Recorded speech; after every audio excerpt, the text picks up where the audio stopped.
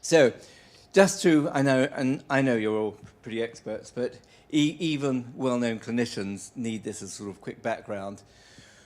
Pancreatic neuroendocrine tumours we divide into the functioning.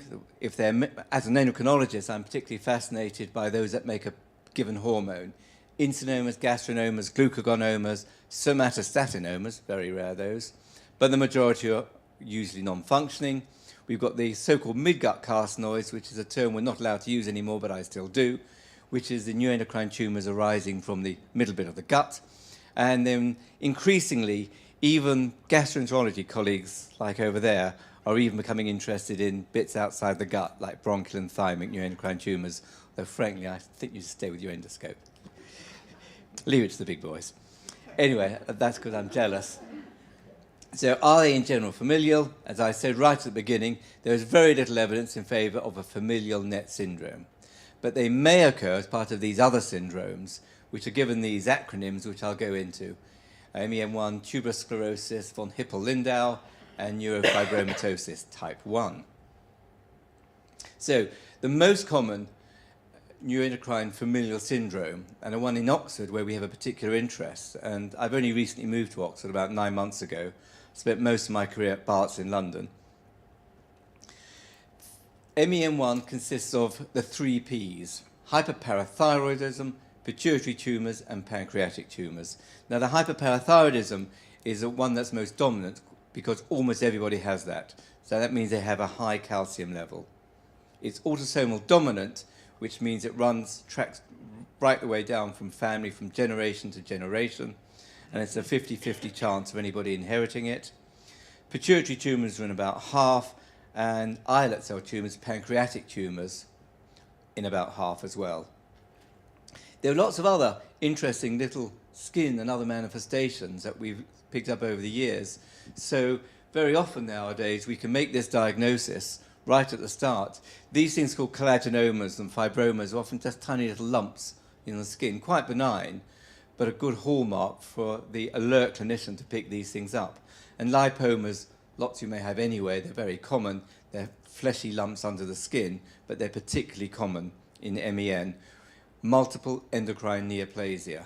Multiple because there are quite a few, endocrine because they're normally hormonally secreting or hormonally related, neoplasia because they're tumours. But the interesting thing about these is autosomal dominant, so you find somebody with, say, 2 of these tumours, you suspect they may have it, and you want to know, well, is there a mutation in this gene? The trouble is, it's very hard to predict which bit of the gene is going to be involved, and what this means is that there is no connection between the way you look, which tumours you have, and a particular type of gene mutation. So it's quite difficult and long-winded to screen for it. Though once you find a mutation in a given family member, then that's easy then to screen everybody else because you know what you're looking for. So what do you see in MEN1? Well, you see the gastrinomas. Used to call them Zollinger-Ellison syndrome after the people who first described them. They're tumours from the pancreas which make gastrin, which gives you lots of peptic ulcers, and they're not uncommonly malignant and multiple, and very symptomatic because when you make this hormone gastrin, that gives you lots of gastric acid, that gives you lots of peptic ulcers, and the acid leaks over into the gut and gives you diarrhea. But we can turn off that acid with a very, very popular drug that lots of people are on anyway, called omeprazole or lansoprazole. So they're easy to treat in terms of the symptoms. Insulinomas are the ones which are my favourite, mainly because they're A, hard to diagnose and therefore quite challenging, and B, almost always benign. And in that case, it's the opposite of what you get in diabetes. You get too much insulin, your sugar goes down, you have funny or wobbly turns. So they're usually benign, they're usually very small, and as I said, highly symptomatic, and sometimes can be difficult to treat. But in MEN1, they may be malignant, and that's something we need to be aware of. So there are others there. Just to talk to you a little bit about insulinomas, as I said, mainly because I think it's a very interesting topic. A lot of people come to see me as an endocrinologist with funny turns. I'm feeling very odd. I don't know what it is. a lot of people say, I'm having hypos, I've got low blood sugar levels. 99.9% of them don't. Your blood sugar is very, very tightly controlled. It's critical, because if you don't have enough, your brain dies. So it is beautifully controlled by the secretion of insulin, and it's very rare to get low blood sugar levels. What we do when we really suspect this might be the diagnosis is fast the patient for 3 days unless the sugar in the blood goes below a critical figure. And frankly, if after 3 days, you can have water, you can have black coffee, you can have tea, black tea. If you don't have a very low blood sugar by then you ain't having hypos, there is no such insulinoma, you do not have a problem. And there are other biochemical markers we take as well. Very occasionally, you only get these hypos when you've had a meal. And I had one patient who was going to lots of hospitals, they kept fasting him, he was absolutely fine, but he had said whenever he had a meal, 2 hours later, he went completely wobbly and went totally out of it. But that's quite uncommon. And as doctors, we're always terribly suspicious people generally. And it is not uncommon, and you may wonder why, for patients to make themselves hypoglycemic, either by giving themselves insulin, if they have access, or by taking drugs or tablets which lower blood sugar levels. And it's very interesting psychologically as why people do that and deny it. But we just simply know this is the only way to be sure, is to actually test them. What you do when you find that they've been taking drugs surreptitiously is a whole new ballgame. We can discuss that if you like. But there are guidelines, and we all know what to do about those nowadays. When you think you've got an insulinoma, the trouble is, it's good that they're benign, but because insulin is so potent, they present very early, and they're tiny. And as Val will tell you, there are lots of very interesting imaging modalities, and they're getting better all the time. We've got ultrasound, which is fairly gross. You just rub it over the tummy. It's quite nice. You can actually put the ultrasound through an endoscope, going all the way into your stomach, and then you can even take little bits, which is quite painless. Or you can scan actually during the operation. You can do these cross-sectional scans, as I think you all know about, the CTs, obviously the MR if you're doing lots of them. Val will tell you about the radionuclide imaging, and there are so-called functional studies. Now, functional studies are important because I promise you, if I scan all of you now, even if you're all completely well, we'll start turning up little lumps and bumps inside your pancreas. As an endocrinologist, I face this all the time because people just keep having scans, and about 1 in 20 has got a lump on their adrenal. Is it important? Is it significant? Does it make any hormones? Is it going to grow? It's quite complex, and it's difficult to know what to do. What you do need to do is, if you see a lump, you need to know, is it actually making a hormone? So you may look at this as a cross-section of the tummy. There's the backbone, there's the kidneys, and you say, well, with the eye of faith, there's a little tumour there which is about 1 centimetre wide. But you need to look at it very carefully. The radiologist needs to be expert. And I don't know if it's happened to any of you, but very often I've seen patients who've had symptoms, had problems, and the radiology had missed their very small tumours at an early stage. So 90% of these are well less than 1 inch in diameter. But as I said, they're benign. MRI is getting better and better. I hope we've got some arrows here. Yeah, makes it a bit easier for everybody, including me. You have different types, and I won't go into the physics, mainly because I don't really understand it. But with the MRI, that's across the abdomen. There's a pancreas, and I think most of you, even at the back, can see there's a little black hole there. And this MRI is actually getting better. And depending on whether you use what's called T1 or T2, it can be black, it can be white. So clearly you need to fiddle with the knobs to do it well, and that's when you need a really competent radiologist. And it's even newer technique called DWI, where the radiologist can actually make them shine up white, even when they're tiny. So we are getting very much better at doing the imaging. However, there's another thing called a calcium stimulation, which I'll just tell you, because just so you know how we operate. As I said, you can see a lump, but you don't know if it's relevant. What we can do is take samples which will tell you if that lump is making a given hormone. And that's called a calcium catheter. They're difficult to do. You need a really good radiologist. But when they do work, then they can tell you precisely that lump is making that hormone, and that really is very helpful to advise what to do, particularly with MEN1, because you may have lots of little tumours in your pancreas, and it will tell you which tumour is making which hormone.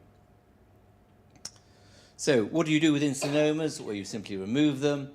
You use, as I said, this MRI and these catheters and studies, although some surgeons will say they're the best. They just go in and they can feel it. But frankly, before anybody played with my pancreas, I'd sort of like to get a bit more information. There are drugs that we can use, and even when they are malignant, we do now have a lot of treatments available. The radiolabeled octreotide, some of you may have everolimus, I should say Kevin's here, and sunitinib, and chemotherapy, like they are for many pancreatic tumours.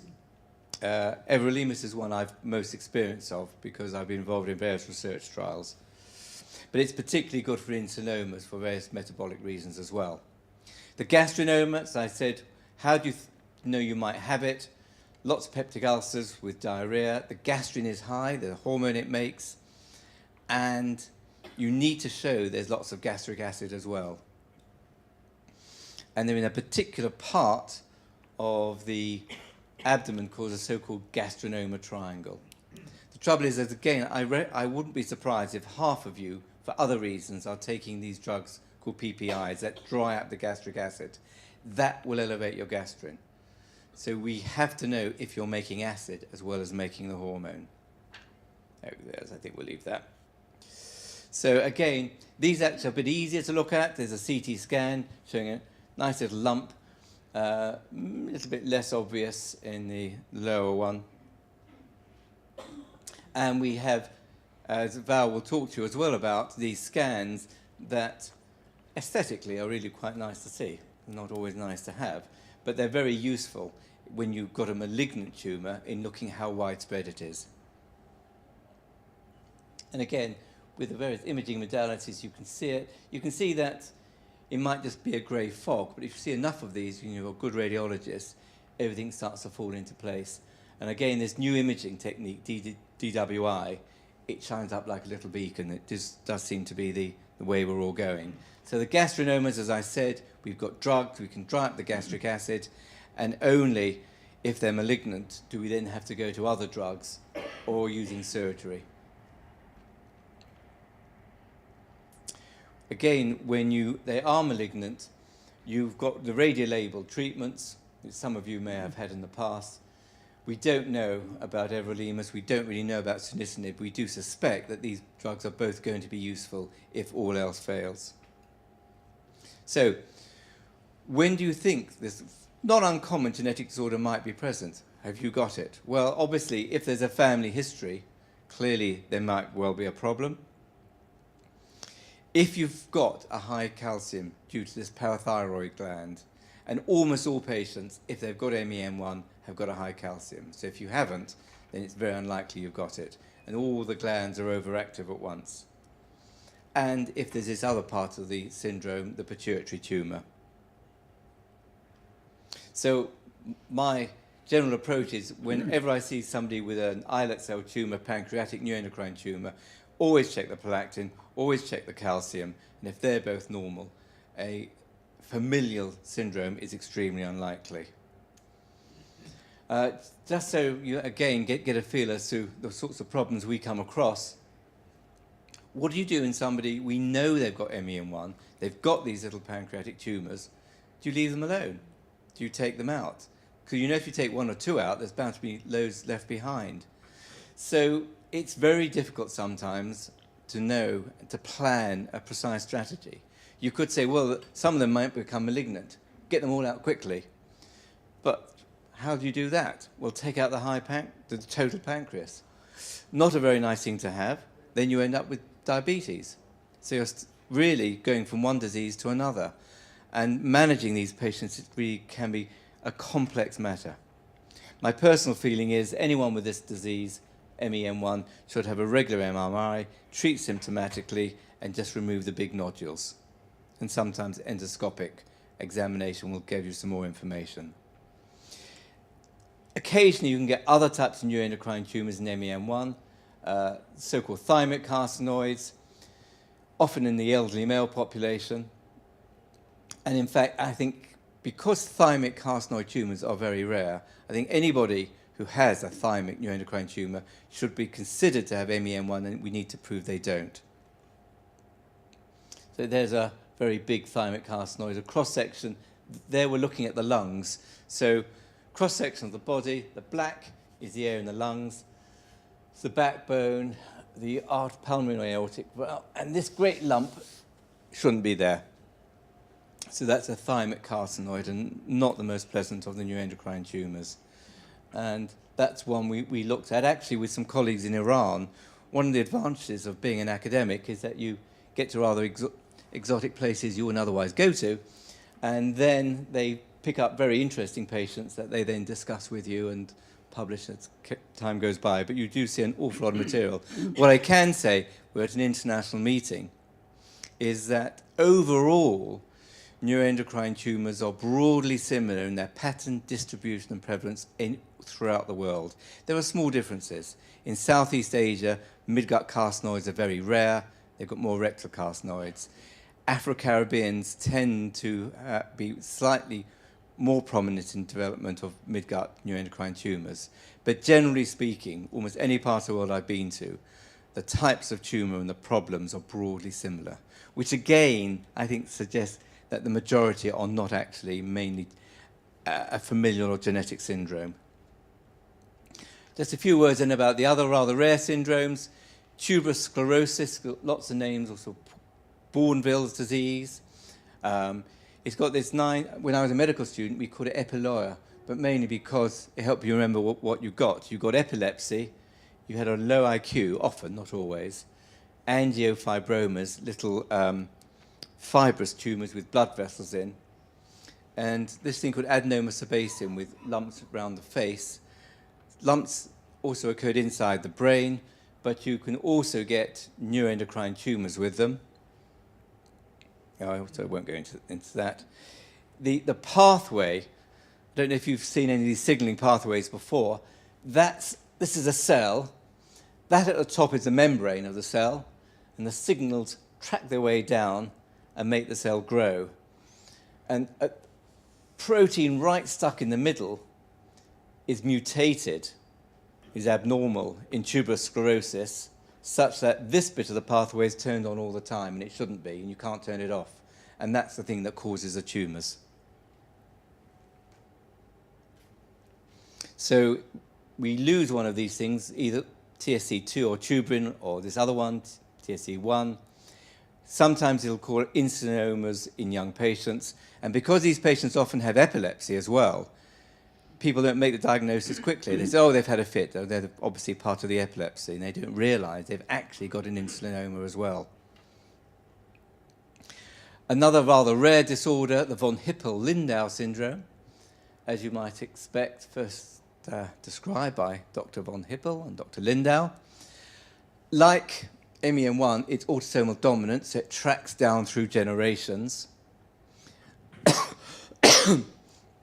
I won't go into the details. The molecular pathology, what actually goes wrong at the molecular level, is fascinating and very interesting. And Peter Ratcliffe at Oxford has done a lot of the work on this molecule. This is telling us an awful lot about other cell pathways. But typically in this disorder, you get a tumour making adrenaline, the pheochromocytoma. You get lots of other tumours, importantly cancer of the kidney, but, and it's not often realized, you can often get islet cell tumours as well, and we need to look out for them because they may occasionally be malignant. So in a big study from Washington, pancreatic tumours were originally seen in about 65%, and then of 44 islet cell tumours, none were metastatic if you get them early. So that's one of the advantages of picking up a genetic disease. If you know you've got the abnormal gene, you can be screened. When the tumour is small, you can get it out before it becomes malignant. And of course, in due course, when our children and our grandchildren all get their DNA screened at birth, we hopefully will pick up a lot of the disorders like neuroendocrine tumours at an early stage and know who to screen. Okay, coming near the end, neurofibromatosis. This was originally what the elephant man was thought to have. You form these benign tumours, neurofibromas, but they're usually all over the skin. And they're rather large and lumpy and extremely unpleasant. It's hard to miss, and it's not a condition that's usually a misdiagnosis when you get your tumour.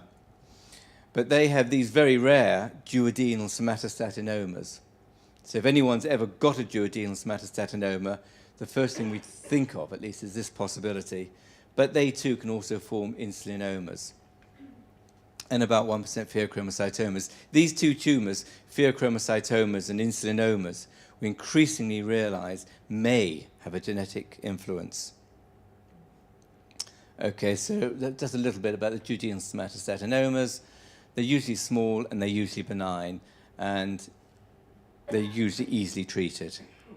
So, very quick survey. I think just before I put down the final conclusions, what I'd like to say is these genetic syndromes are uncommon, but because of sequencing of the human genome and the fact that we've pretty well identified most of the genes in these tumours, we are now being able to look at these gene pathways in the sporadic tumour, where there's no family history. And maybe not surprisingly, a lot of these genes, like the one in tuberous sclerosis, the one in MEN1, are actually abnormal in the tumour, in the sporadic case. So you haven't got a germline lesion, there's nothing wrong in your genes, they're all absolutely fine, but the tumour mutates spontaneously, reasons we don't know, in that same type of signalling pathway. A recent study has shown that a very large number of sporadic pancreatic islet cell tumours, neuroendocrine tumours, show mutations in these genes, in the pathways I've shown you already. Now that's very helpful to us and to you in due course, because once we know where the mutations lie, we can start tailor-making the treatments that are going to be molecular targeting tools. Now you'll hear in a moment from Christos about new research strategies. But my personal feeling is that in oncology, we've really been poisoning you for years, and that's fine insofar as we didn't have anything else. But once we can understand specifically how the clockwork goes wrong, then the dream is to specifically switch it on and switch it off at will.